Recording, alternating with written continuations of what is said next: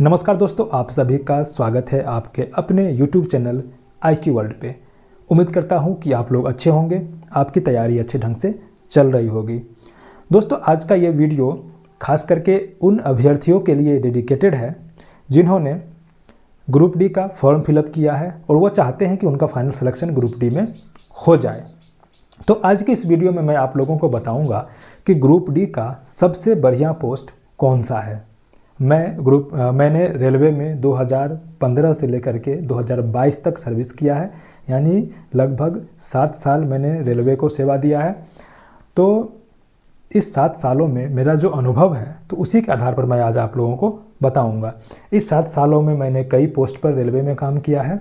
2022 में मैं रेलवे को रिजाइन करके पंचायत सचिव के पद पे बिहार आ गया था और फिर उसके बाद 2024 में मैं बिहार CGL के माध्यम से अभी बिहार CGL का मैं ज्वाइन किया हूँ।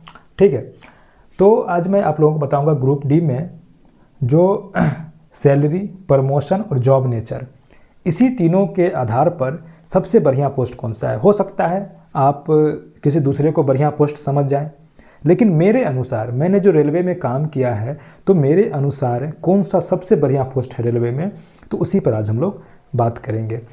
सबसे पहले तो जो 7th CPC का 7th सेंट्रल पे कमीशन का जो पे स्ट्रक्चर है वो देख लेते हैं। देखिए, बेसिक आप किसी भी पोस्ट पर ज्वाइन कर रहे हैं, रेलवे के जो ग्रुप डी का जो पोस्ट है उसमें आप किसी भी डिपार्टमेंट में ज्वाइन करें तो आपका बेसिक जो होगा, बेसिक सैलरी जो होगा वो 18,000 रुपये होगा। अभी के हिसाब से देखा जाए तो DA 53% होता है, यानी कि 9540 रुपये, तो टोटल हो गया 27,540 रुपये।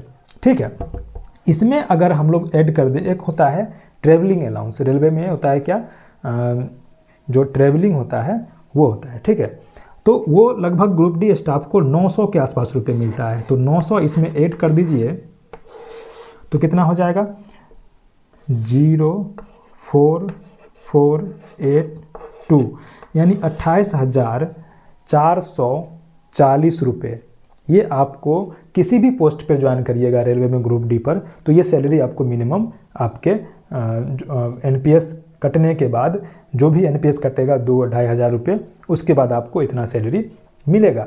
जो भी एक्स्ट्रा है, नाइट है, जो TA मिलता है, उसके बाद जो भी एक्स्ट्रा मिलता है, अगर वो कुछ भी नहीं मिले तो भी आपको इतना सैलरी रेलवे में मिलेगा ग्रुप डी के स्टाफ को। ये 7th पे कमीशन की मैं बात कर रहा हूँ। लेकिन अगर आप ज्वाइन करते करते, जैसे ग्रुप डी का फॉर्म फिलअप हो रहा है, कम से कम 1 से 1.5 साल लगेगा इसको ज्वाइनिंग कराने में, तब तक आपका आ जाएगा 8th पे कमीशन, 8वां वेतन आयोग। तो 8वें वेतन आयोग में जो ये सैलरी है, कम से कम ये सैलरी जो है सो आपका 40,000 से ऊपर हो जाएगा।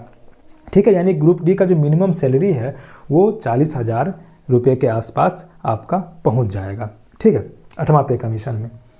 तो ये तो हो गया मोटा मोटी कि आप कोई भी पोस्ट पर ज्वाइन करते हैं तो आपको ये इससे कम सैलरी किसी भी हालत में नहीं मिल सकता है। अब कई प्रकार के पोस्ट हैं, सभी पोस्ट में अलग अलग अलाउंसेस मिलते हैं। तो मैं आज वही आप लोगों को बताने वाला हूँ कि सैलरी किस में कितना है, प्रमोशन किस में कितना है और जॉब नेचर कैसा है। उसके बाद आप अगर रेलवे को ही फ्यूचर बनाना चाहते हैं, रेलवे में ही आप प्रमोशन चाहते हैं, अच्छा पोस्ट चाहते हैं, तो आपको कौन सा पोस्ट प्रीफर करना चाहिए। देखिए, सैलरी की बात करें तो जो सैलरी है वो जो है सो सबसे ज़्यादा किसको मिलता है, ट्रैकमैन को। जैसे अभी मैं आपको 4 पोस्ट के बारे में बताऊंगा। एक होता है ट्रैक मेंटेनर 4, ठीक, एक पोस्ट हो गया। दूसरा होता है पॉइंट्समैन बी, ठीक है। और तीसरा पोस्ट एक होता है हेल्पर, जिसको कि अब क्या बोला जाने लगा है, असिस्टेंट। ठीक है, पहले हेल्पर बोलते थे लेकिन अब क्या बोलते हैं, असिस्टेंट बोलते हैं। तो ये 3 प्रकार का पोस्ट हो गया। उसके बाद एक जो वर्कशॉप जो होता है, जहाँ पर प्रोडक्शन यूनिट है, उसमें भी एक हेल्पर होता है।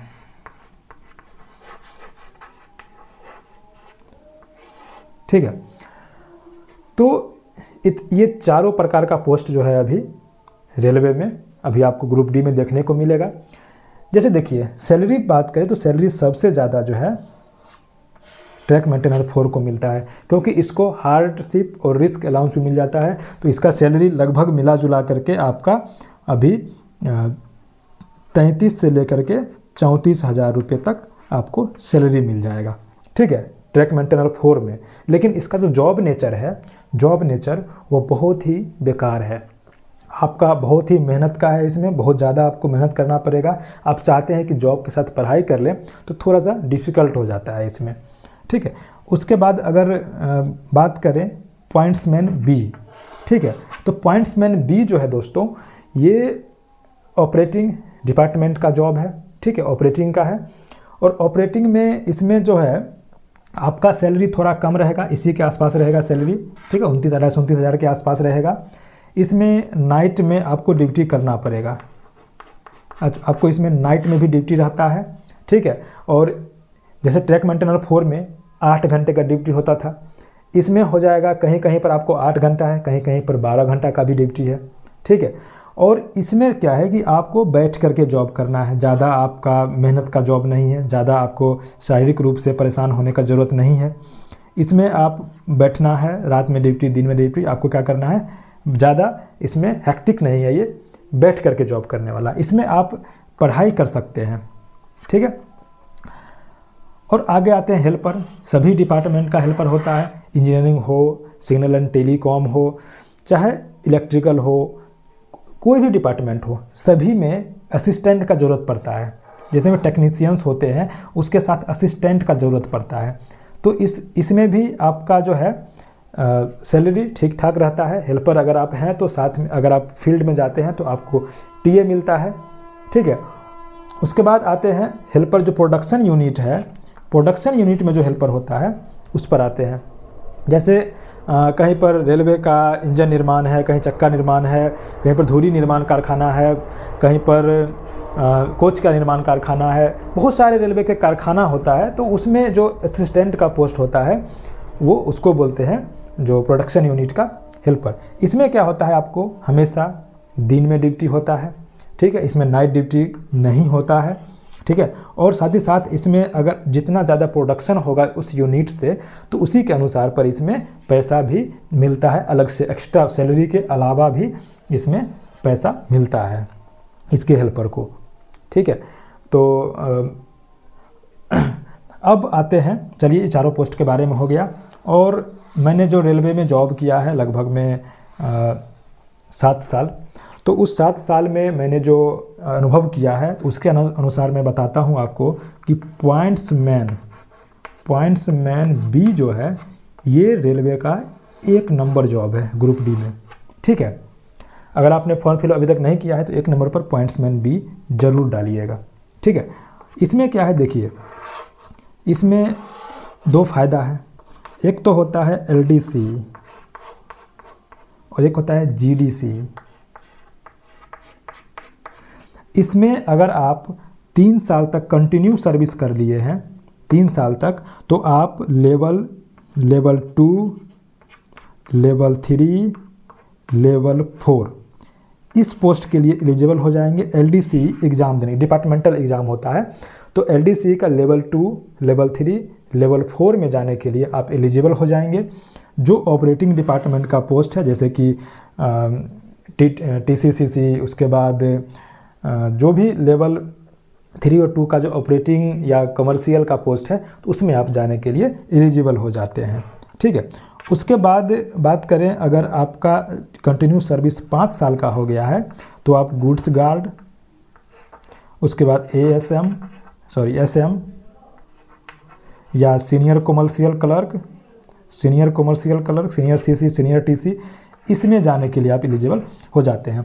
तो होता क्या है कि जैसे पॉइंट्समैन बी पर आप भर्ती हुए हैं, लगातार 3 साल का सर्विस कर लिए हैं, तो आप LDCE के माध्यम से आप जो है सो इस पोस्ट पर जा सकते हैं। और कोई भी अदर डिपार्टमेंट का जो ग्रुप डी का स्टाफ है वो इसको LDCE को नहीं दे सकता है। यही कारण है कि LDCE के पोस्ट खाली रह जाते हैं। अब आते हैं GDCE पर। तो जीडीसी में क्या होता है कि इसमें आप अगर आज ज्वाइन किए हैं, अगर आज जीडीसी का फॉर्म भरा रहा है तो आज ही इस फॉर्म को आप अप्लाई कर सकते हैं। और जीडीसी जो है, आप जिस पोस्ट पर हैं उससे एक लेवल ऊपर का पोस्ट भी है तो उस पर भी आप जीडीसी का एग्ज़ाम दे करके जा सकते हैं। और इसमें एक बात और है कि इसमें किसी भी डिपार्टमेंट का group D staff form fill up कर सकता है। इससे आप टीसीसीसी, उसके बाद गुड्स गार्ड, उसके बाद कोई भी पोस्ट हो जिसका जीडीसी में वैकेंसी आता है, loco pilot, technician, JE, ASM, goods guard, उसके बाद senior commercial clerk, cum typist, junior account clerk, किसी में भी आप जो है जीडीसी के माध्यम से कोई भी जा सकता है। ठीक है, तो ये सब रेलवे में मैंने आपको बताया कि ये सब आपको फ़ायदा मिलता है। इसमें पॉइंट्समैन बी का जो है ना, ये एलडीसी, ये सबसे ज़्यादा फ़ायदा है इसको। ठीक है, एलडीसी में ये बैठ सकता है, लेकिन जीडीसी तो ये तो सबके लिए है, पॉइंट्समैन के लिए भी है, ट्रैकमैन के लिए भी है, और ख़ास जितने भी हेल्पर हैं सभी डिपार्टमेंट में, सभी इस फॉर्म को फिलअप करके एग्ज़ाम दे सकता है। और जो ओपन भर्ती होता है तो ओपन से ये, जैसे ओपन का जो लेवल होता है डिफ़िकल्टी लेवल, उससे ये 25% ही होता है। अगर आप ओपन एनटीपीसी निकाल रहे हैं, उसका 25% भी तैयारी कर लेते हैं तो आपका जीडीसी में अच्छा स्कोर, अच्छा रिजल्ट हो सकता है। मैंने 2 बार जीडीसी निकाला है, 5 एग्ज़ाम निकाला है, तो मुझे टोटल पता है रेलवे में। ठीक है, तो उम्मीद करता हूँ कि आज का वीडियो आप लोगों के लिए हेल्पफुल रहा होगा।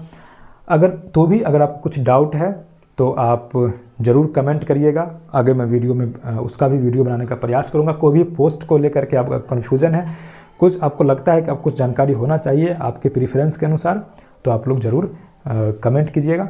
ठीक है, मैं हो सका तो वीडियो बनाने का प्रयास करूँगा। ठीक है, तो चलिए फिर मिलते हैं नए वीडियो में। Bye bye, take care, best of luck.